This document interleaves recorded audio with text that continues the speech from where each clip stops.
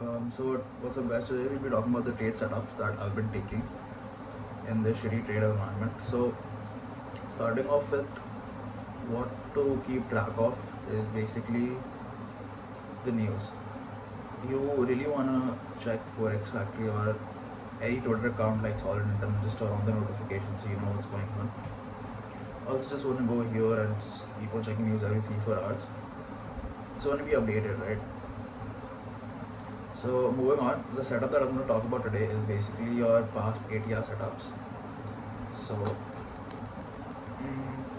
this is the indicator that I use, just called NIM FX ATR levels. So this indicator basically tells you the average true range of whatever coin, Bitcoin, whatever altcoin you guys have the chart of on. It tells you the average true value over the past 20 days. It gives you a range, and that range is what we're going to be using for our setup. So for example, this is the range that the indicator has given us, this, and so as price moves and as price sometimes falls out of this range, you want to be looking for price to revert back into this area because price is out of its average range, right? So you want to look for reversals when price is above this and below this. You want to look for longs when price is here, you want to look for shorts when price is here.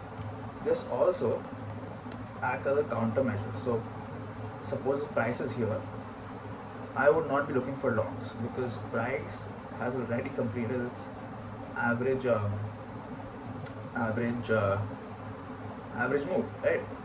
I would not be looking for longs here, nor would I be looking for shorts here, but I would be looking for longs here and shorts here. Anyway, moving on. So the setup that I'm going to tell you is pretty simple, it's pretty neat. Here's an example. So here we can see that price went past its ATR and formed a bearish candle on the hourly chart. I only use the 1 hour chart for this setup. So as we know, price formed a bearish hammer, and it also formed a thrust candle consecutively.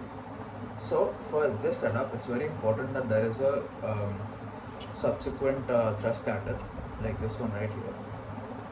Only then would I enter this trade. I would put an entry at the low of the hammer and stop at the high of the hammer, and I would target the next swing point, either the next swing point or the next FT, anything.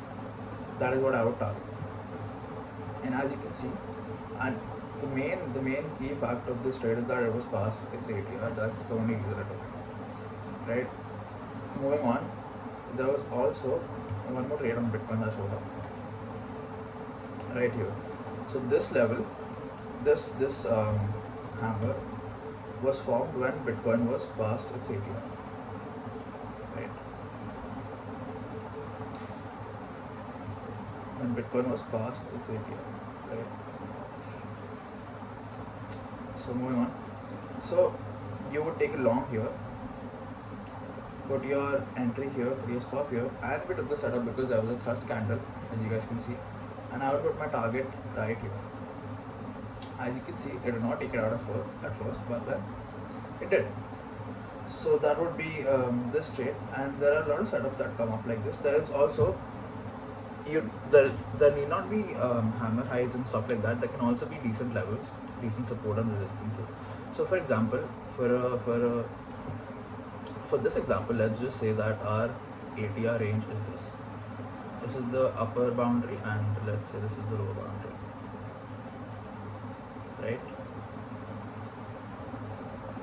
right? So as price is right here, and as price comes up to this side, I would look for shorts on this area because we know that support that has broken down is now resistance. So now when price goes here, I would look for shorts till the first FT, and the first FT would be this,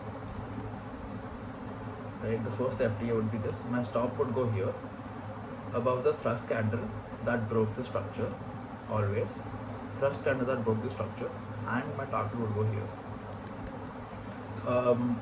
I'll show you an example of a trade that now work out. So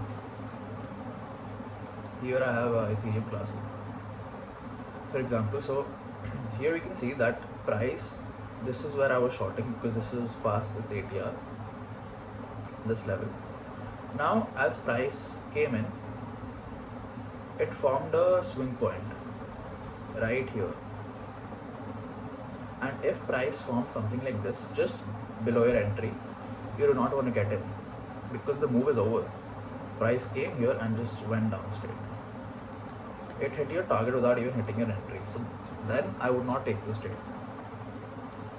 and because the chances of the trade working out are relatively lower, so I would not take that trade at that point. You want price to just come into your level at a very high speed and then go back down also at a very high speed. Yeah.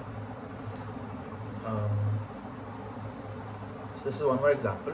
This area was past this ATR. I took a long here with a stop below the thrust candle that broke the structure, and my target was the first FT, as you guys can see right here. Sometimes you can take your stop a couple of candles behind just to be safe, and here I aim for the first FT. So as you can see, you could have aimed for higher, you would have gotten high. That's one of the main things that I'm looking at right now. My trades last for a short amount of time. I can actually, looking back, I can actually see that almost all of my trades have always gone the direction that I took the trade in, and relatively a long direction. So this is the trade. This is the trade setup that I wanted to show you. Yeah, that's it.